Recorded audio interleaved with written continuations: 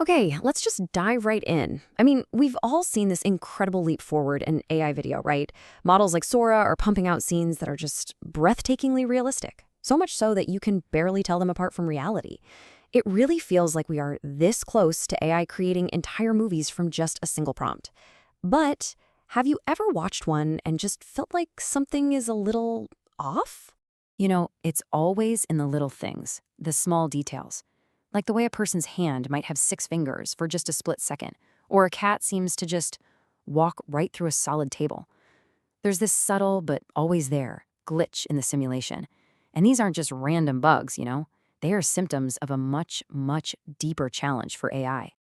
So in this first part, let's really dig into why these almost perfect AI worlds sometimes just break their own rules. It's a totally fascinating problem that gets right to the heart of what it means for an AI to actually understand our reality. Well, researchers have this brilliant term for it. They call today's AI models naive physicists. Think about it. They've seen countless hours of video so they can paint an incredibly convincing picture of physics in action. They know what a wave crashing should look like, but they have zero understanding of the actual fluid dynamics behind it. They're just mimicking the statistics of pixels, not truly internalizing the physical principles.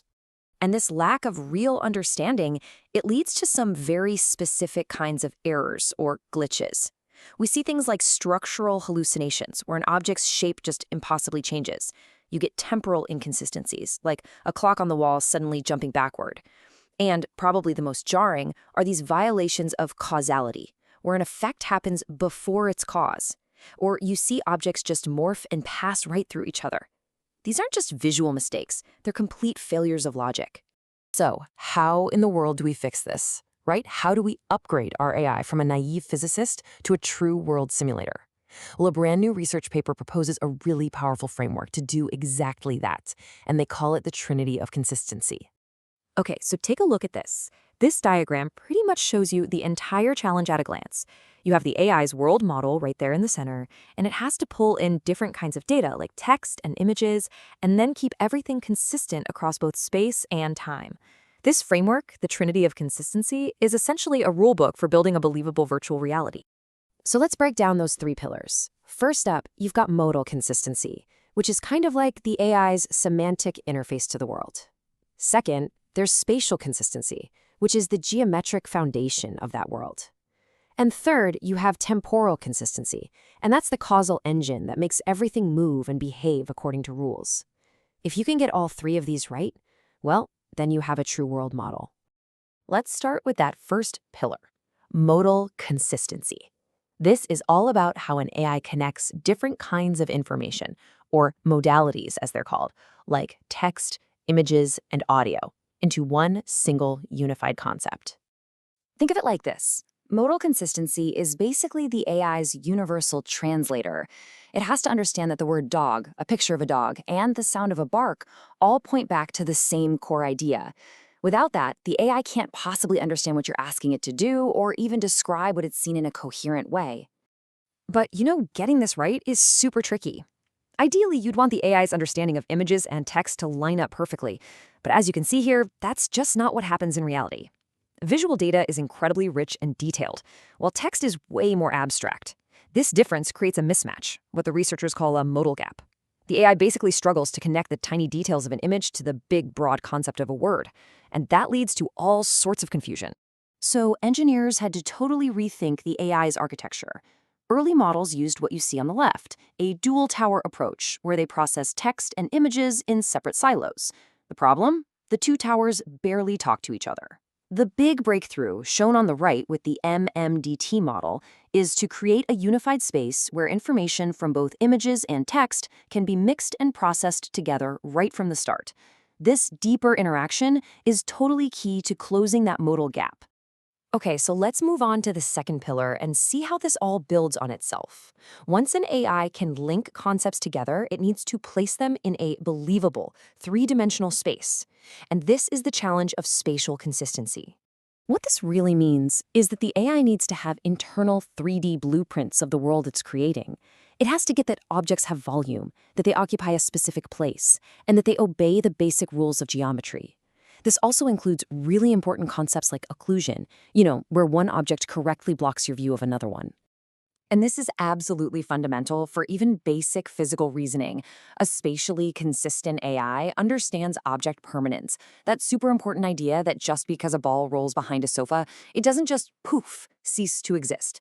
Without this, the world the AI creates would feel like a cheap movie set where things are constantly popping in and out of existence. All right, on to our third and final pillar, temporal consistency. So, if spatial consistency is all about where things are, temporal consistency is about how they change over time, following the ironclad rules of cause and effect. This is basically the AI's internal laws of physics. It's the core understanding that if you drop a glass, it's going to fall, it's going to shatter, and then it's going to stay shattered. It can't magically reassemble itself a few seconds later. It's all about making sure the arrow of time only moves forward and that every single action has a logical and predictable reaction. So now we have our framework, modal, spatial, and temporal consistency. The huge question is, how do today's leading AI models actually stack up against this rulebook? How close are they to becoming true world simulators? Well, to find out, researchers created a brand new benchmark called CowBench. That's short for Consistency of World Models. They put all the top video generation models to the test, essentially giving them a report card on how well they simulate our reality. And here are the results. Let's take a look. This chart shows us how today's top models, including Sora, are doing on modal, spatial, and temporal tasks. Now, the big takeaway here is that no single model is great at everything. For instance, look at how the models score highest overall on spatial tasks. That suggests AI is getting pretty good at 3D geometry. But then you look at the scores for combined tasks like ST, spatial and temporal together, and they're much lower. That shows the real difficulty is in making objects move correctly through space over time. While GPT Image 1.5 is a pretty strong all-arounder, there's still a really clear gap to a perfect simulation. But this is the ultimate ambition. The goal of this entire field of research is to evolve AI beyond being just a fancy video painter, a system that's just good at arranging pixels, and turn it into a general world simulator, a system that can build a dynamic, interactive, and physically plausible world completely from the ground up. This quote from the researchers just hits the nail on the head. The whole point is to create a model that can prove it understands the world, not just one that knows how to paint it. And that right there is the fundamental difference between simply mimicking reality and truly simulating it. Which leaves us with a pretty fascinating final thought to chew on.